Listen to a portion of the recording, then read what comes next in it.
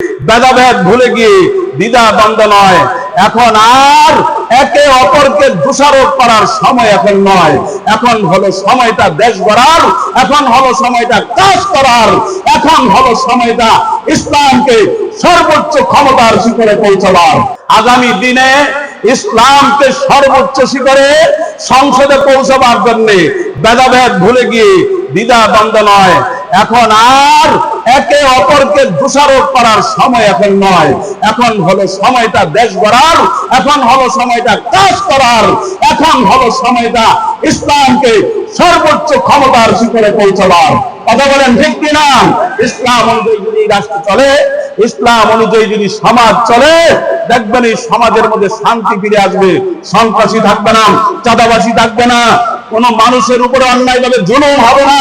আজকের এই পবিত্র মাহে রমজান, সিয়াম সাধনার মাসে আমরা ভালো করে জানি রমজান মাস 12টি মাসের মধ্যে দামি একটি মাস, সম্মানিত একটি মাস রমজান মাস। এই রমজান মাস দামি হওয়ার পিছনে কারণ শাহরুর রমাদানাল্লাযী উনজিলা ফীহিল কুরআন, এই মাসে কোরআনুল কারীম নাযিল হওয়ার কারণে মাসের দাম বেড়ে গেছে। এই মাসে একটি রাত্র আছে যেই রাত্রি কোরআনুল কারীম নাযিল হয়েছে খায়রুম মিন আলফি শাহরিন, যেই রাত্রটা 1000 মাস অপেক্ষা উত্তম। 83 বছর 4 মাস নফল ইবাদত বন্দেগী করলে 24 ঘন্টাতে সওয়াব হয়, ওই সওয়াব একই রাত্রে হয়। একটা রাত্র আমল করার কারণে এর চেয়ে বেশি সওয়াব আল্লাহ তাআলা বান্দা বান্দীকে দান করেন। কথা ঠিক কিনা বলেন? এর পিছনে কারণ হলো এই রাত্রি কোরআনুল কারীম নাযিল হয়েছে, ঠিক কিনা বলেন? এই কোরআন নাযিল হয়েছে আমাদের নবী জনাব মুহাম্মদ রাসূলুল্লাহ সাল্লাল্লাহু আলাইহি ওয়াসাল্লামের উপরে। আল্লাহর নবীর মর্যাদা সম্মান আরো বেড়ে গিয়েছে। কথা বলেন ঠিক কিনা?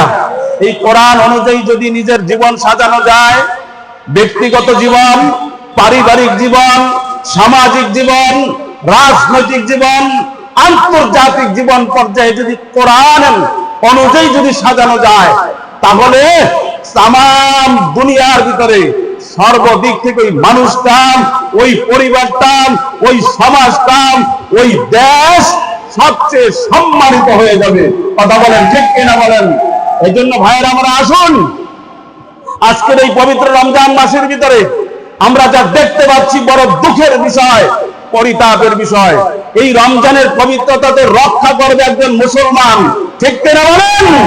এই রমজানের পবিত্রতা কি বেঈমান রক্ষা করবে, না মুসলমানকে রক্ষা করতে হবে? এই পবিত্র রমজান মাসে দেখতে পাচ্ছি রমজানের দিনের বেলায় ধূমপান করার ব্যাপারে স্বাধীনতা চাওয়া হচ্ছে, ঠিক কিনা বলেন? মহিলারা পর্যন্ত, মেয়েরা পর্যন্ত, আমার বুঝে আসে না, বড় দুঃখের বিষয় হলো এটা যে আজকের এই পবিত্র রমজান মাসে ধূমপানের ব্যাপারে, খাবার দাবারের ব্যাপারে স্বাধীনতা চাওয়া হচ্ছে। প্রকাশ্যে খাবে, বাধা দেওয়া যাবে না। আমি তো বলি এগুলা কুলাঙ্গার, বদমাশ, বেঈমান ছাড়া কোনো ভালো মানুষের সন্তান এরকম প্রকাশ্যে ধূমপান করতে পারে না, ঠিক কিনা বলেন?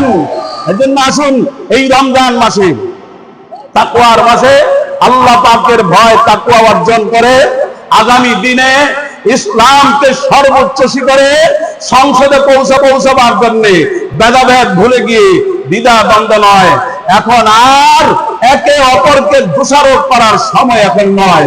এখন হলো সময়টা দেশ গড়ার, এখন হলো সময়টা কাজ করার, এখন হলো সময়টা ইসলামকে সর্বোচ্চ ক্ষমতার শিখরে পৌঁছাবার।